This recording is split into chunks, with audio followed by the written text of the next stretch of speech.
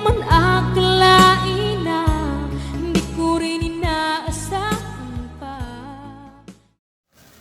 Narito tayo ngayon upang matunghayan ang nagiinit, nagbabaga at talaga namang usap-usapan at nagtitrending na latest issue ni Ate Erica.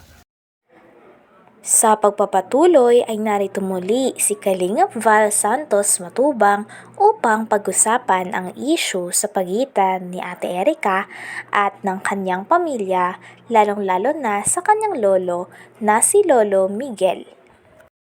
Patagal nga ay para mas sumiinit ang mga issue sa pagitan ni Ate Erica at ng kanyang pamilya. Nadamay na nga dito ang kanyang ate na si Sheila May at ang kanyang mama na si Gina. Kaya ngayon ay pag-uusapan muli ito ni Kuya Val.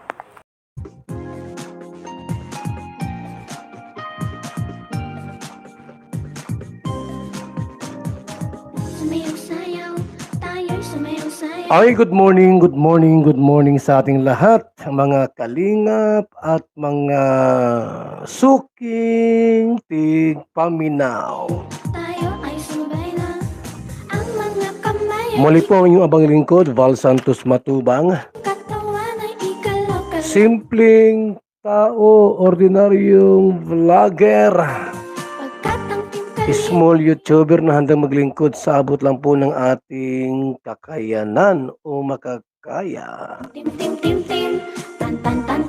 Ngayon po ay araw po ng Martes, August 6, 2024. Maayong buntag po sa tanan. Luzon, Visayas at Mindanao. Sa tibuok nasod, tibuok kalikbutan. Isang mapagpalang morning po mga kalingap. Galing kami ng feeding program po. First day. Unang araw po ng ating pong pakain sa mga bata, sa mga estudyante. Dito po sa isang school. Sa Daet. Nasa 40 na bata po ang ating pinapakain po mga kalingap. At yan po ay bahagi po ng ating programa sa isang pamilya po. No? Sa mga pamilyang hindi po nakakaluto ng agahan para po sa mga anak nila. Yung mga malnourished, kulang sa timbang. Tayo po yung live muli sa ating official YouTube channel, Val Santos Matubang. Ay maaasahan natin makakamtan. At ngayong umaga, Sabi pa nga ni Kalingap Val ay kaya siya nandito at nagtitingin o sinusuri ang mga istorya o mga issue katulad ng kay Ate Erica sapagkat hindi raw siya pumapayag na may taong naapakan. Kaya naman gusto niya na resolbahin ng mga ganitong uri ng issue nang sa ganon ay mangibabaw ang pagmamahal at hindi na magkaroon ng mga fake news at mga maling away. na isang ginang o isang ina ang nagreklamo. Tim Kalingap.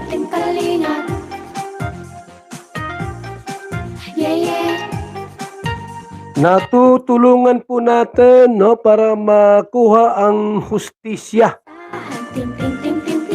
Alam niyo po, ang inyong abang lingkod, Val Santos Matubang, hindi papayag na mayroong inaapi at inaapak-apakan po mga kaibigan. Kahit sino ka pa, ikaw man ay presidente ng Purok o barangay tanod sa inyong nayon, abay wala akong inuurungan mga kalingap. Babanggain natin ang dapat nating banggain at parusahan ang dapat parusahan. Bakit po? Ay, hindi makatarungan. Hindi makatarungan na yung batang binablog ay walang binibigay ni Singkong Duling. Kakampi niyo ako, tulad ni Gina na ina ni Erika Sayaw, na may reklamo po sa isang vlogger sa Camarines Norte.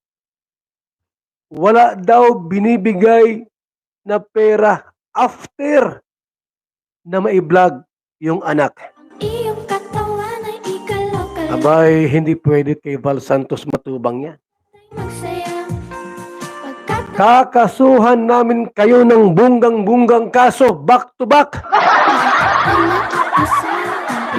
Tim-tim-tim-tim-tim, tan-tan-tan-tan-tan-tan.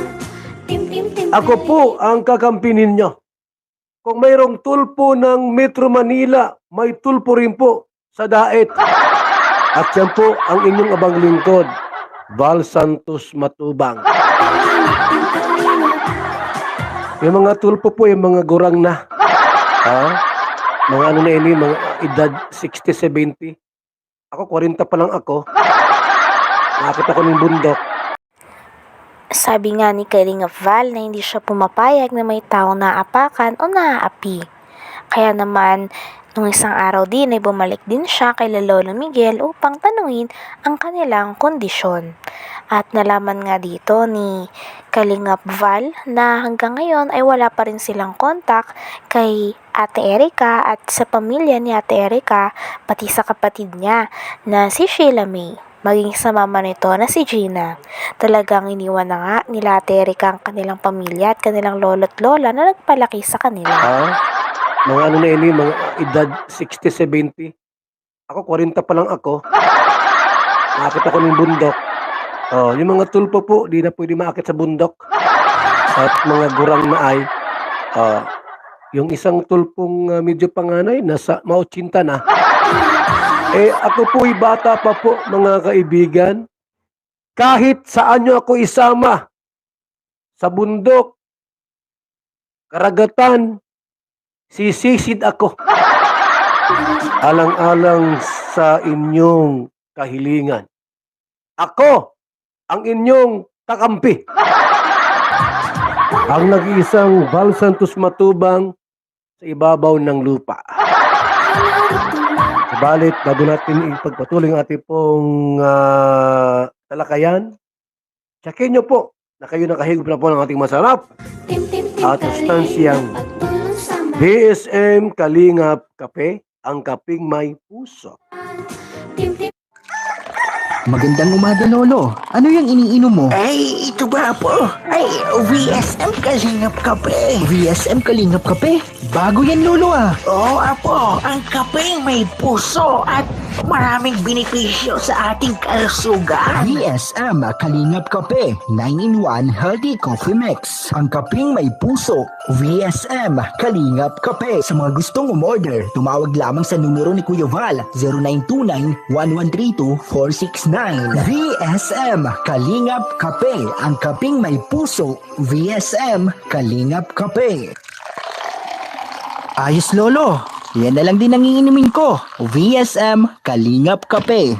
Yung gustong umorder po ng ating pong masarap at masustansyang BSM Kalingap Kape, mag-text sa ating numero 0929-1132-469. Saan man sa Pilipinas, Luzon, Visayas at Mindanao, hanggat may ilbisi, wag lang doon sa gitna ng bundok at hindi abot yan ng ating pong delivery.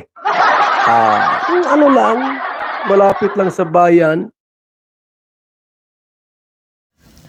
Hanggang dito na lamang muna ang ating nag-iinit, nagbabaga, pinag-uusapan at talaga ng mga nagtitrending na latest issue ni Ate Erika. Maraming salamat sa inyong panunood. Hanggang sa muli. Bye!